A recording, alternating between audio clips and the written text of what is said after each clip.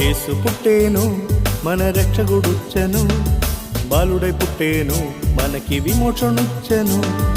యేసు పుట్టేను మన రక్షకుడుచ్చెను, బాలుడై పుట్టేను మనకి విమోచనుచ్చెను.